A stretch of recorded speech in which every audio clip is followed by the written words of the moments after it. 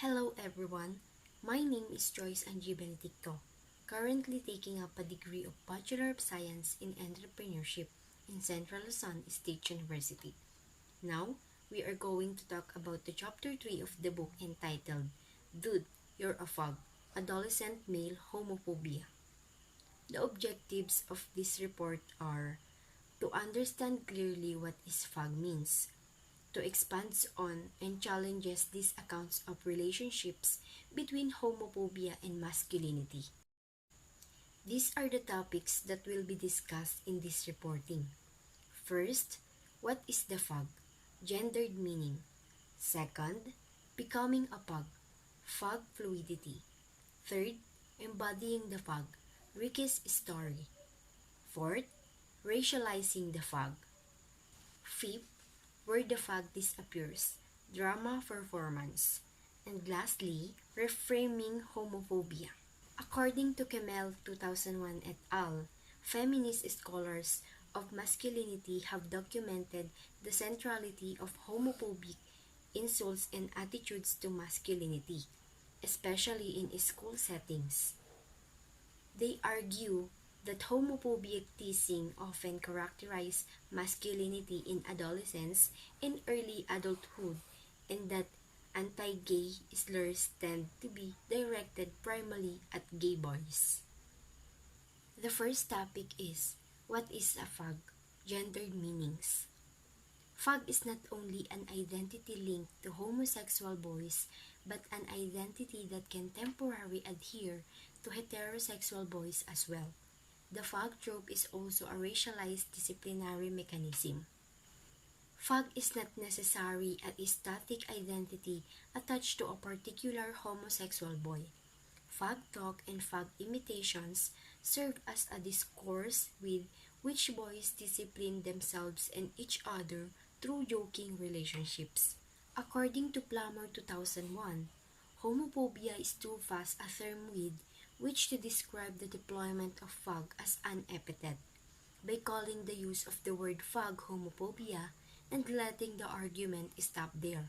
Previous research has obscured the gendered nature of sexualized insults. There's an event that is happening which is River High's annual Creative and Performing Arts or CAPA. During CAPA, the school's various art programs displayed students' work in a fair-like atmosphere. As many students worked the display, the teachers released students from class to wander around the quads, to watch performance and look at the arts. This serves as the freedom of students because they are rarely allowed to roam the campus.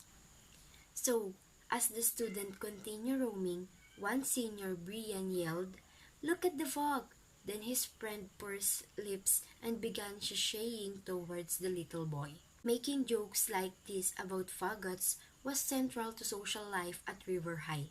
Indeed, boys learned long before adolescents that faggot simultaneously predator and passive, and that they were at all costs to be avoided. Most guys explain their or others' dislike of fags by claiming that homophobia was synonymous with being a guy. Girls at River High rarely deploy the word fag and were never called fags. The second topic is becoming a fag, fag fluidity. This fluidity of the fag identity is what makes the specter of the fag such as powerful disciplinary mechanism. It is fluid enough that boys police their behaviors out of fear of having the fag identity permanently adhere indefinitely enough so that boys recognize a fag behavior and strive to avoid it. According to Lyman 1998 et al., fag discourse is central to boys' joking relationships. Joking cements relationships among boys and helps to manage anxiety and discomfort. Both boys connect with one another and manage the anxiety around this sort of relationship through joking about fags. Boys invoke the specter of the fag in two ways. First, through humorous imitation and through loving the epithet of one another. Boys at River High imitated the fog by acting out an exaggerated femininity and or by pretending to sexually desire other boys. Indeed, the boys' approach to clothing and cleanliness mirrored trends in larger society and the ascendance of the metrosexual. Metrosexual is the recently coined label for straight men who care about their appearance, meticulously piecing together outfit, using product in their hair, and even making manicure appointments for clear polish, of course. Because these sorts of grooming practices are associated with gay men, straight men develop a new monitor to differentiate themselves from other straight men and from gay men. Dancing was another practice that put a boy at risk of being labeled a fag. The third topic is embodying the fag, Ricky's story. Ricky is a wife junior with a shy smile and downcast eyes.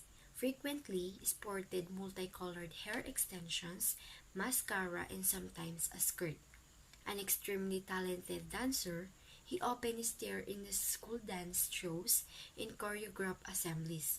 In fact, he was the male lead in I Have the Time of My Life, the final number in the dance show. Ricky embodied the fog because of his homosexuality and his less normative gender identification and self-presentation. Ricky developed different strategies to deal with the fog discourse, given that he was not just a fag but the fog. For Ricky, that violence was more a reality than a threat. As a result, learning the unwritten rules of the particular school and mapping out its social and physical landscape was literally a matter of survival. At the end of the Ricky's story, he dropped out at River High and moved to nearby city. The fourth topic is racializing the fog.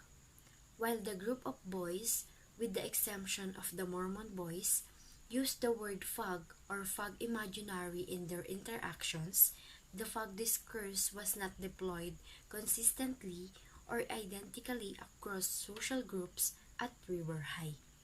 Differences between white boys and African American boys, meaning making, particularly around appearance and dancing, reveal ways the specter of the fog was racialized. According to Perry 2002, clothing for these boys did not indicate a fog position but rather define membership in a certain cultural and racial group. Especially for poor American boys, as moves were at River High, clean clothing was an indicator of class status. The fifth topic is where the fog disappears, drama performance. Drama performance typically didn't involve all of the students in a drama classes. Rather, students who were involved were ones who identified as drama students and cared about the theater. Some of them envisioned trying to make a career out of it. Drama is notoriously a fag space in high schools. The ironic result of this connection is that the insult disappears.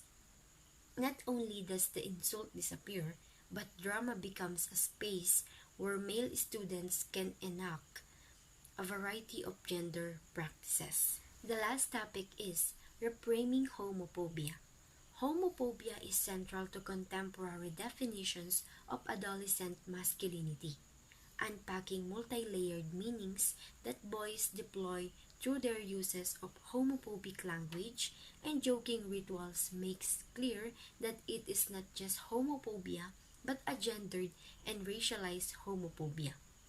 According to Butler 1993, the fog is an object positioned outside masculinity that actually constitutes masculinity. Thus, masculinity in part becomes the daily interactional work of repudiating the threatening specter of the fog. Fog may be used as a weapon with which to contemporary assets one's masculinity by denying it to others. Thus, the pug becomes a symbol around which context of masculinity takes place. This will be the end of my presentation. Thank you for listening.